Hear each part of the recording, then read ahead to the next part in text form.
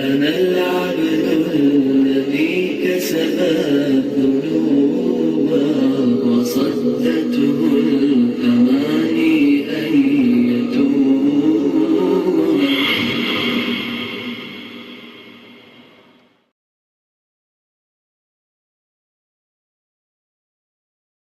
هذه الجامعة الإسلامية العالمية التي تسمى بدار العلوم وقف ديوبند من أهم الجامعات الإسلامية العالمية في شبه القارة الهندية، والشخصية التي بذلت حياتها في تأسيسها ونشأتها وله جهود جبارة وضخمة في ازدهار هذه الجامعة فهو الإمام محمد سالم القاسمي رحمه الله. فهناك بحث حول هذا العنوان، فضيلة الشيخ محمد سالم القاسمي رحمه الله وجهوده الجبارة في تطوير وتوسعة نطاق دار العلوم وقف ديوبند.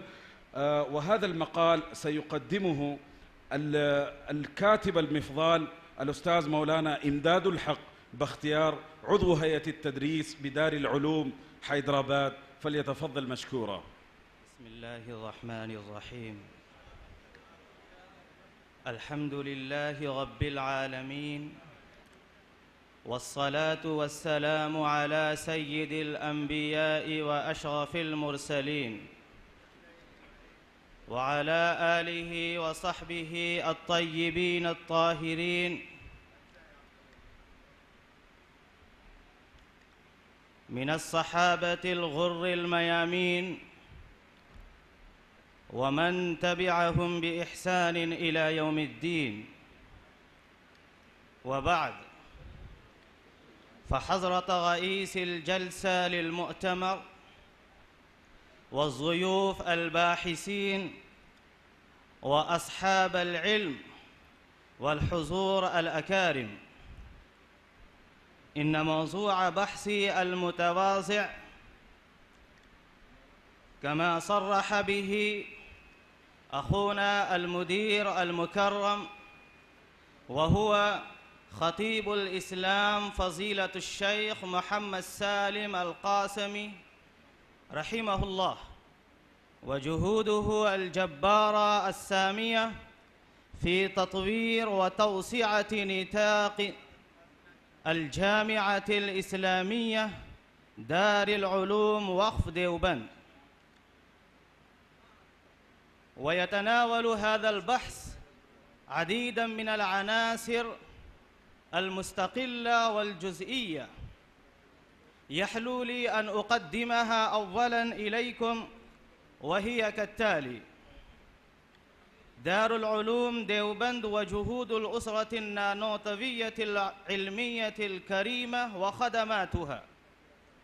تأسيس دار العلوم وقف ديوبند. بداية مناشط هذه الدار في المسجد الجامع لقرية ديوبند، تحولها من المسجد إلى خارج القرية، دور خطيب الإسلام في جمع مهرة الكتاب والسنة في هذه الدار، المشاريع البنائية وجهود خطيب الإسلام في تنفيذها وتوسعتها، سكن الطلاب، مبنى دار الحديث الشريف والفصول الدراسية، المكتبة النانوتوية المركزية، أطيب المساجد، مجمع حجة الإسلام للبحث والتحقيق. جهود خطيب الإسلام في نشر رسالة دار العلوم إلى أنحاء العالم. وحدة الأمة، مجلة علمية محكمة نصف سنوية. نداء دار العلوم وقف ديوبند، مجلة أردية شهرية. صوت دار العلوم، مجلة إنجليزية فصلية. شعبية دار العلوم وقف ديوبند وجهود خطيب الإسلام وراءها. جهود خطيب الإسلام كما يراها كبار الشخصيات البارزة. والآن أتطلع إلى أن يأتيكم بعض السطور من هذا البحث المتوازع مقتبساً من العناصر، وهي: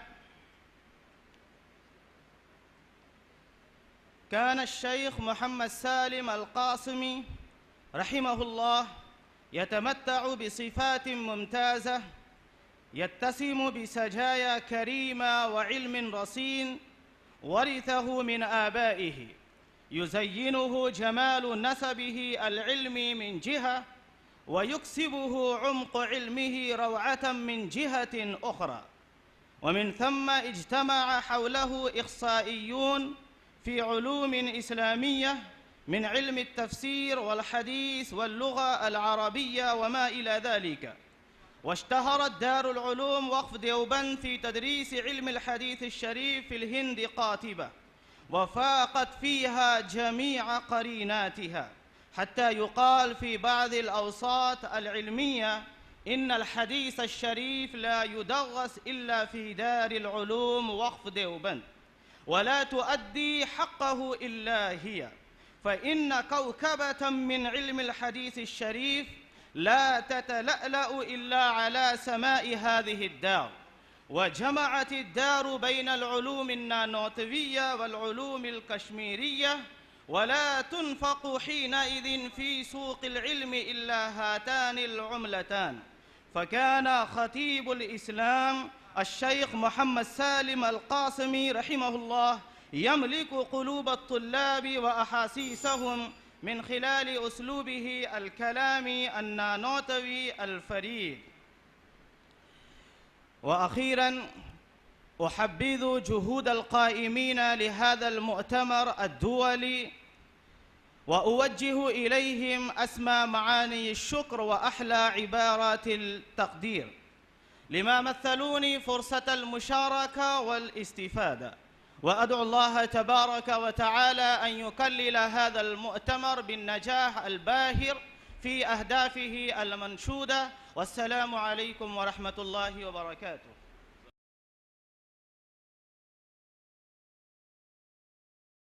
أنا العبد الذي كسب الذنوب وصدته